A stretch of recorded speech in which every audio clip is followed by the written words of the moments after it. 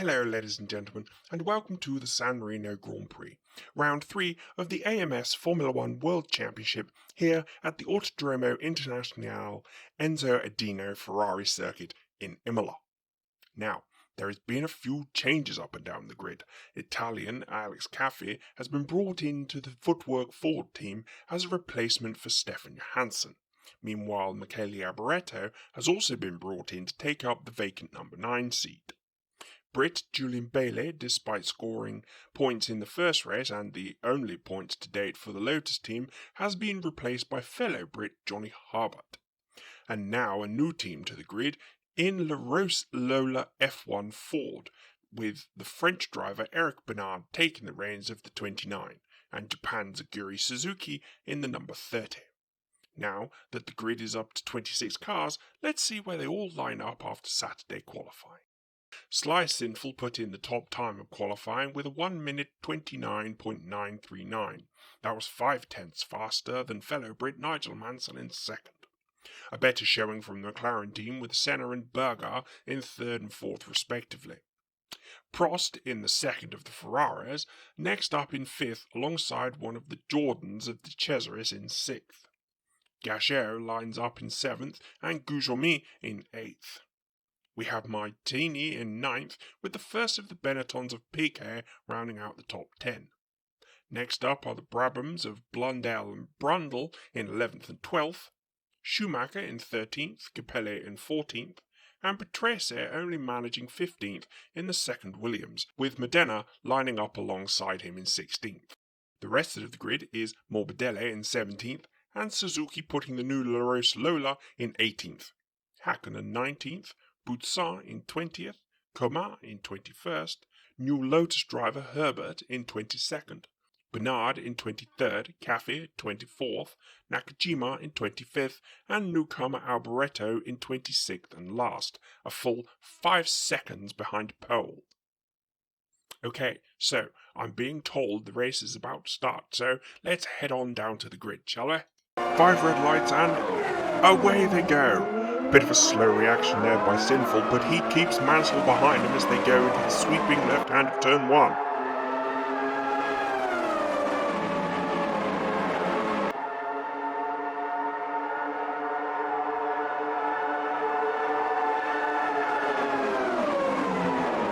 Prost is alongside Berger as Senna sticks his nose down the inside of Mansell going into turn 3.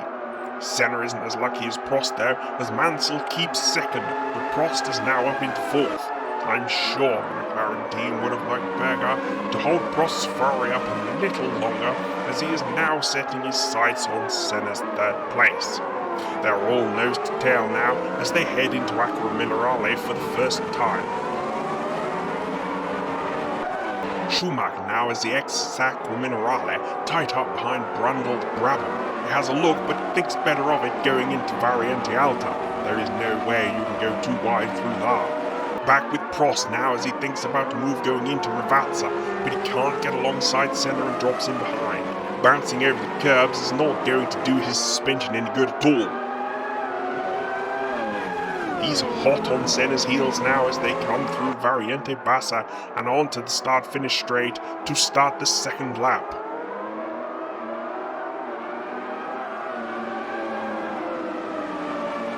Few places back we have Piquet trying to get past Martini and then Gugelmin just up ahead. He's the highest placed Benetton at the moment, but still out of points in 10th place. Martini goes a bit wide and he's getting on the grass as he tries to pass Gugelmin. He has no room to pass on the outside of Tamburello. Gugelmin doing a nice job of blocking coming through Villeneuve, and that allows Piquet to dive up the inside of Martini, braking for the Tosa hairpin. And the move is done. With Martini out of the way, he can now focus on getting past Gugelmin's Leighton house.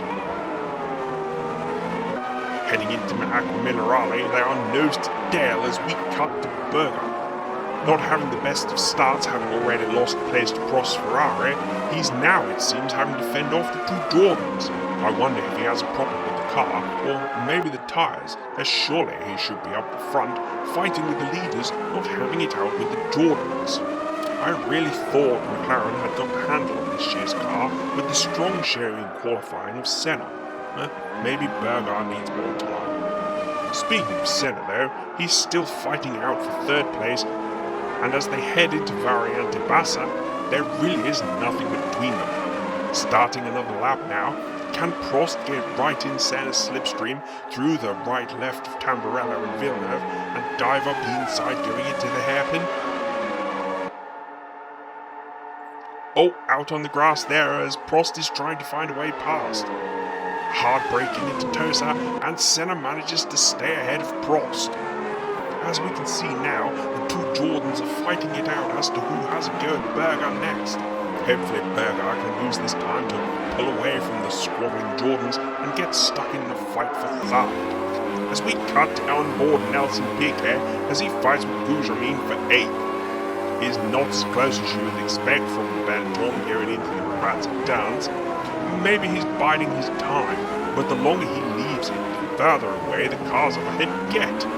This track is not the easiest to pass on, but I'm amazed that the Benetton doesn't have the speed to get past the Rittenhouse on the straights. I'm sure the 3-time world champion knows what he's doing, but it's baffling me right now. With his teammate Schumacher now as he still struggles to find a way past Blundell and Brabham. Tight in behind him now as they start a new lap. Schumacher pulls out and tries to move around the outside of Tamburello. A wheel on the grass, but that doesn't slow him down. Oh no, they've touched going into Villeneuve, and Blundell is around. No, he's come back onto the track and he hits the Rittenhouse of Capelli. Capelli slams into the wall, but he's managed to keep it going. A glowing testament to the safe barriers there and the strength of that car. Through Piratella and down the hill to Aqua Minerale, and oh well, this is a great camera shot. Really get a good view of the trees. Who wants to watch a race anyway, what? The car looks okay, no major damage. Such a horrible crash to witness. We're just lucky and shocked that both cars survived and there was no harm to either driver. I have to put the blame squarely on Blundell's shoulders for that whole incident, as Schumacher was very much alongside the Brit and it seemed Blundell just turned into him. Very bad sportsmanlike behaviour and very dangerous, and not something I would expect from a fellow Brit. Very bad form. Back to Piquet now as he continues his fight with the other Rittenhouse of Gugelmin. As they start lap 5, surely he can get in his fellow Brazilian slipstream and make a move into Tosa.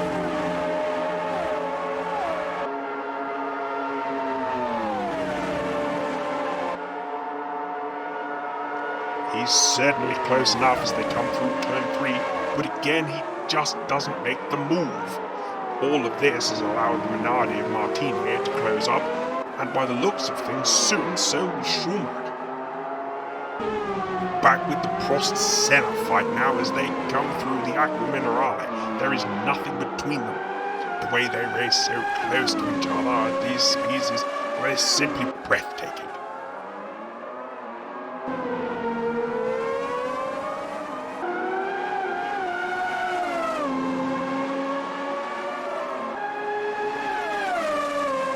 Oh, down the hill into the Rivazzi now, and Prost not going to make a move there.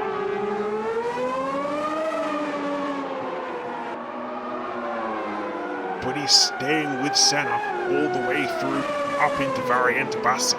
And despite all this, Mansell is still not able to pull too far ahead of them. Jumping ahead to the leader now as Sinful comes up on the Brabham of Blundell.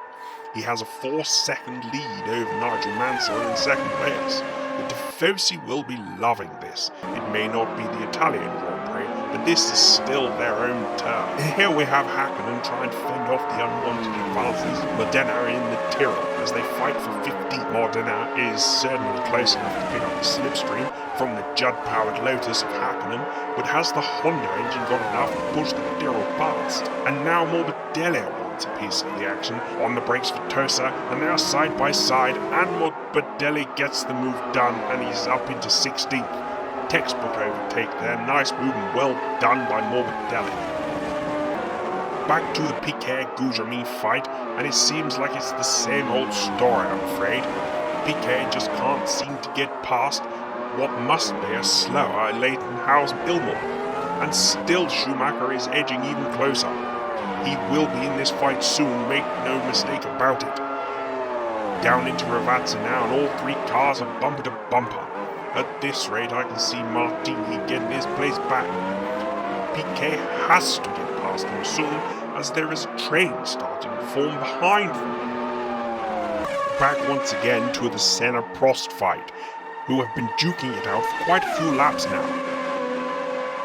Unfortunately for them, Mansell has managed to pull a bit of a gap on them. Maybe if they work together they can catch him, but from the way these two are going about it, that seems very unlikely. And this fight is destined to continue for many more laps to come, as we get to experience this amazing camera angle once again. I am sure those are jolly nice trees, but I would sooner watch the race if that's okay with you, Mr. Producer. Up ahead now towards Variante Alta, and we see Mansell just ahead, closing on the tails of Blundel's Brabham. Sinful still only 4 seconds ahead. Has he got the measure of Mansell and is managing the gap, or is Mansell waiting for the right moment to charge? Maybe after the pit stop with some fresh boots, he'll see what Sinful's Ferrari really has. It certainly doesn't look like he's pushing all that hard. Closing right up to Blundell now in Variante Bassa. Looking to make a move on Blundell now. Let's hope he can get it done before Villeneuve and not have a repeat of the Schumacher incident.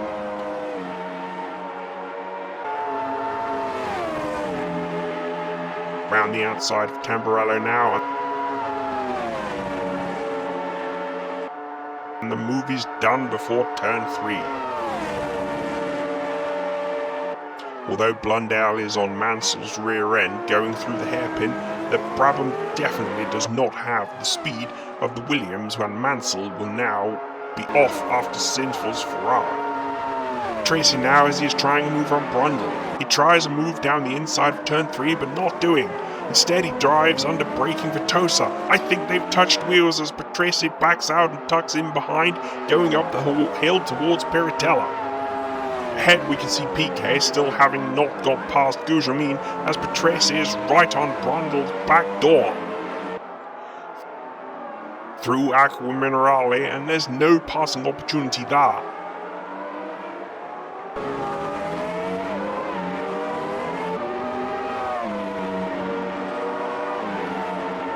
And up the hill into Variante Alta, and although there is nowhere to overtake, Patrese is so close to Brundle, I am flabbergasted at how they didn't touch there. They were so close, it's amazing to watch.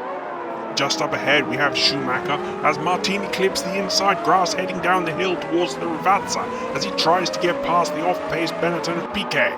Schumacher braking, closing right up behind the pair in front, another car for Piquet to try and keep behind him. Schumacher right up behind Martini's exhaust pipe as they come through Variante Bassa. A move on the front section is inevitable, I think. Piquet, with Martini having Schumacher to distract him, can now concentrate on Gujermin, but he has to get past him now, because Schumacher won't wait behind Piquet, and I don't believe there are any team orders in place, and quite frankly, with Piquet's pace, they would be mad to tell Schumacher to hold station behind him. Gujermin putting his car in all the right places to block a move by Piquet. Piquet simply can't find a way past. This is such a sorry sight to see. Piquet absolutely must have a problem with his car in order for what is safe to say, an inferior car to hold him up so much. They didn't have the best starting positions in this race, but surely the Benetton has the aerodynamics and the power from the Ford V8 to slip past on the straights.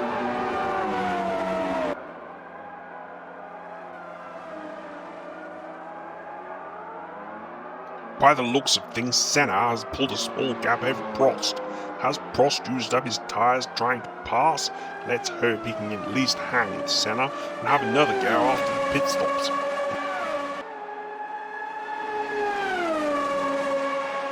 just goes to show what a really great driver Ayrton Senna is. He managed to keep Prost behind him and not destroy his tyres in doing so.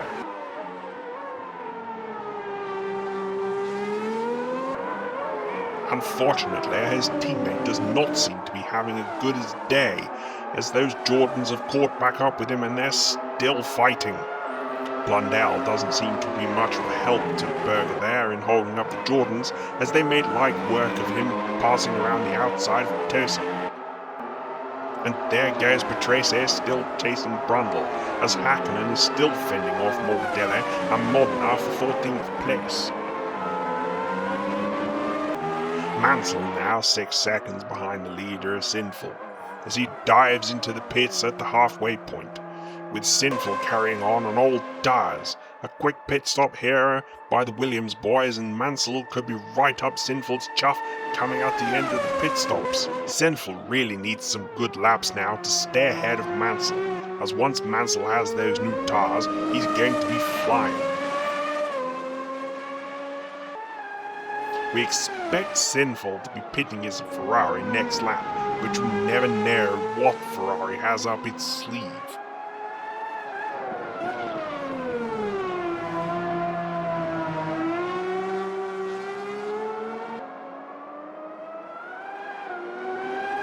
Maybe they know something we don't.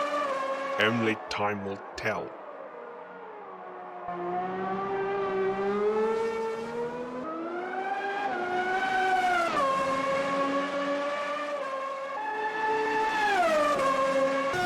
Beautiful onboard shots now as Sinful's Ferrari screams into Ravazza. Just listen to that V12 sing.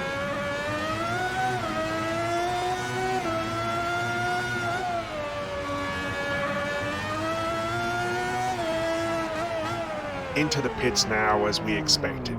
Now has he done enough to stay ahead of Mansell? That extra lap on old tyres may have allowed Mansell to at least close the gap. I believe we will find out in a few seconds' time. As Schumacher now is pulled up to the back of his teammate, coming through Aqua Minerale, they are nose to tail.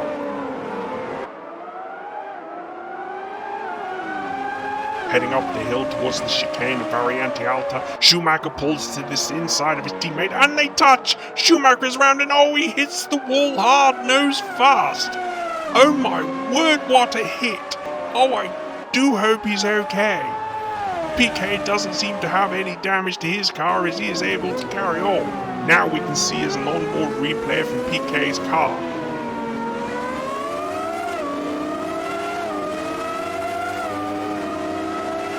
Schumacher pulls alongside in the braking zone. Schumacher actually touches the wheel of Martini in front and then pulls across Piquet, which spins Schumacher off into the wall. Absolutely nothing Piquet could do there. I say, that was awful to witness. What was Schumacher thinking? You can't go too wide into the chicane there, there's no room. Not sure Piquet could do anything about it, personally. Here's Mansell now as he's heading down towards Ravazza. Let's hope that Brabham hasn't held him up and ruined another person's race. He's holding him up through the Ravazza. Get out of the way, man!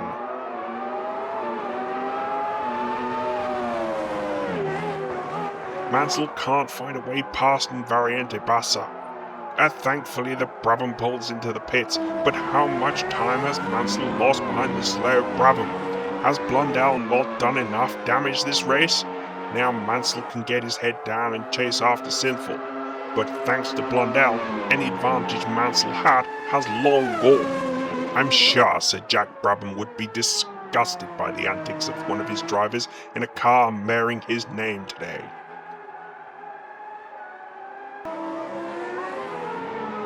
And as we follow Senna, currently in third place, I'm hearing that Schumacher is okay, but is being taken to the local hospital as a precaution. Oh, that's so good to hear, as that was a terribly hard hit, and could so easily been a lot worse than thankfully it was. Right, Senna now, having dropped off Prost, it seems to have his sights set firmly on the back of Mansell's Williams.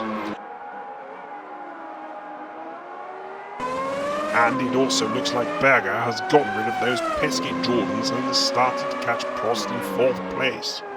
At least one of those Jordans is still in sight, but I believe Berger has his sights set firmly ahead and on Prost's tailpipe.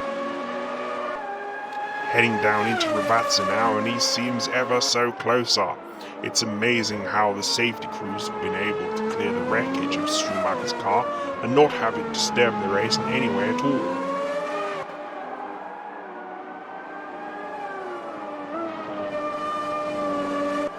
Into the final chicane, and it really is when Berger catches Prost, not if. So after all the pit stops are complete, Piquet, we see here, is running in 10th, behind Patrese, trying to keep the other Brundle behind him. Not sure if Piquet had to change a nose in the pit stop after that incident with Schumacher, but Patrese has gotten past him nonetheless.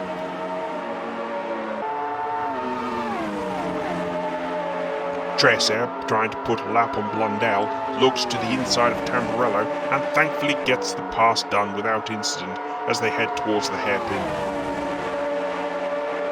And Piquet throws it down the inside of Blundell into Tosa. As they head up the hill towards Piratella, it seems Blundell is not willing to be lapped by the Benetton and stays right by Piquet's side up the hill.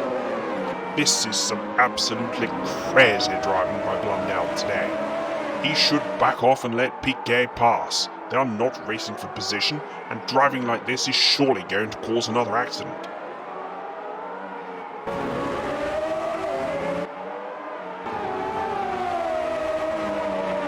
Up the hill towards Variante Alta, and Piquet manages to get past in the braking.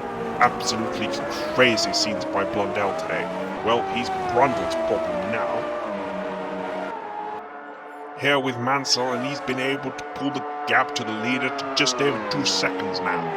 Wow, Mansell really must be on a charge. Pushing that Williams Honda to its limits. Really giving it all it's got in order to catch Sinful. But catching is one thing, and he also has to find a way past should he manage to get behind Sinful. And at this rate, I think it's inevitable. One wonders if Sinful is backing off to bring the car home safely, but it seems like he's backing off too much as Mansell is catching him at a great rate of knots.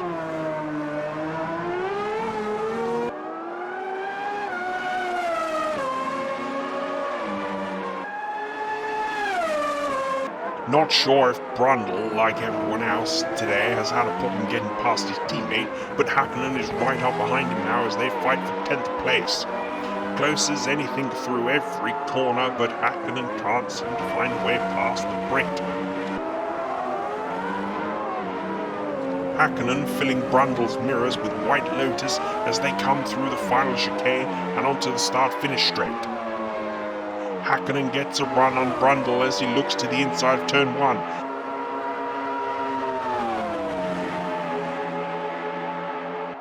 Can't get it done on entry, but they are side by side on exit. Hakkinen 2 wheels on the grass as they continue to be neck and neck into Villeneuve. Banging wheels as they jostle for position. Braking hard into Tosa, and Hakkinen has the inside line and gets the pass on the exit of the hairpin.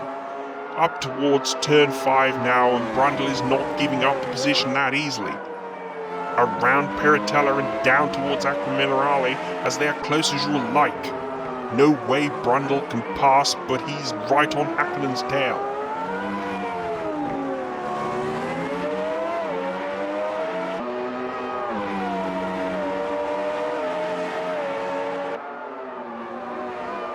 Through Variante Alta, and you still can't separate them. This is a fantastic racing showing by Hakkinen, and at least one of the Brabhams here today. Well, let that fight rage on as we move to Patrese now as he tries to do what Piquet couldn't a few laps ago, and that's get past Gugelmin's Leighton House Ilmore. Out of the final chicane, and now almost touching as Patrese tries to get the best exit possible to make the most of the draft from Gugelmin's car and hopefully pass him through turns 1 and 2. But there's no way past. two wheels on the grass on the exit of the turn as he tries to force a way past. Still no room on the entrance to Villeneuve, but can he get down the inside going into the hairpin? Doesn't even try as they go through and up the hill to Piratella. Tracy is all over the back of Gugelmin, but still can't find a way past. As we head down into Acqua Minerale, there is nowhere to pass now, but Tracy will just have to bide his time for now. Up the hill to Variante Alta, and Patrese pulls out looking down the inside. Thankfully, he thinks better of as he tucks in behind for the corner. He was, after all, only a few cars back when Schumacher tried to pass him Piquet and hit the wall some laps ago. Maybe that was fresh in his mind as he decided to not make the move. Out of Ravazza, and he is glued to the back of the Leyden house.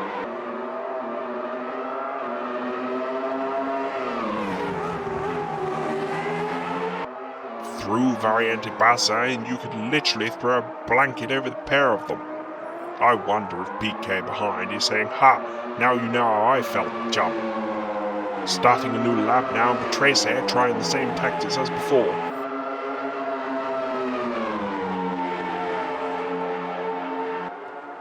Can he make it work this time as they exit Tamburello? Trace is still not able to find the gap to pass as they thunder through Villeneuve and break for Tosa. Into Tosa, and there's still no way for Patrese to pass. With Mansell now, who is still about 2 seconds behind Sinful. Sinful seems to be managing the gap well as the laps tick down. Mansell is going to have to pull some blistering lap times out from somewhere as they head on to the start, lap 18. Barring any mistakes, it seems like this is Sinful's race. He has been so dominant all weekend throughout qualifying and the race here today. Has Mansell got anything left to catch the young Englishman? Only time will tell, I guess. As we cut back to the Patrese struggle, this fight for 8th is not going to get Patrese any points, but maybe this is more about the principle of not finishing behind the Ilmor-powered Leyden house of Gugelmin. I have to hand it to Gugelmin today, as he has done a sterling job of keeping both Patrese and multi-world champion Piquet behind him in what has to be said is an underpowered and inferior car. He is definitely my contender for driver of the day today. No matter what Patrese does, he can't find a way past that car. It's not the easiest of tracks to pass on, and Gugelmin has made his car as wide as possible here today. Now, as a commentator, I am not meant to have favourites, but I hope Gugelmin can hang on. It will certainly give him something to brag about in the pits after the race. He's so far been able to keep both fast drivers in Piquet and Patrese in much faster cars behind him. As I say, there may be no championship points on offer, but certainly some bragging points. As we cut to the leaders now, the gap is down to under a second as Sinful goes to overtake a back marker around the outside of Piratella. Oh no, he's run wide and he's spun! He's managed to keep it out of the wall and running, but there goes Senna as Sinful drops to 3rd. He's got it going again and he just manages to stay ahead of his teammate. The Tifosi are going bonkers right now, and rightly so. What did I say about making mistakes?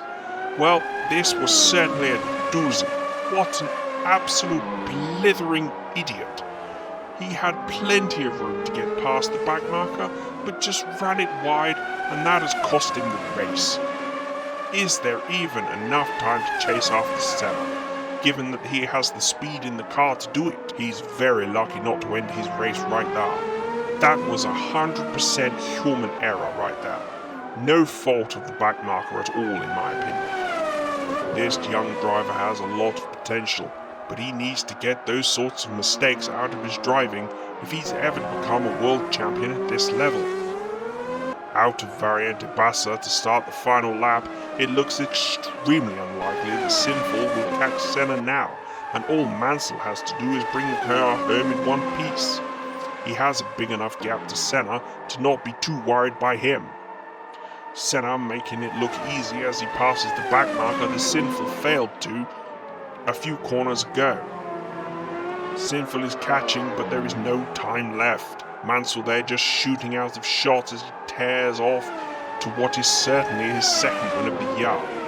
And Sinful again tries to overtake the back marker around the outside of Piratella, but this time he gets it done.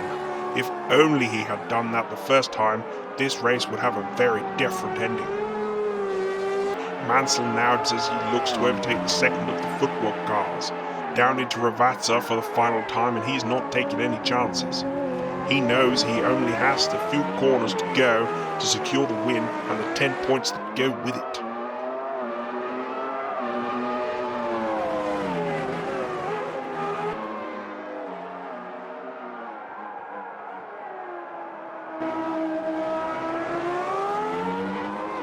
Out of the final turn, and it's a win for Nigel Mansell. Senna, also prospering from Sinful's mistake, brings his McLaren home in second place, his first podium of the year and his best results so far in this championship. And Sinful is third, much to the disappointment of the fans and I'm sure his team alike. So, ladies and gentlemen, here are the official results of the race.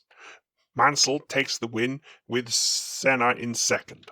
Sinful manages to keep it together to come home in third, closely followed by his teammate Prost in fourth.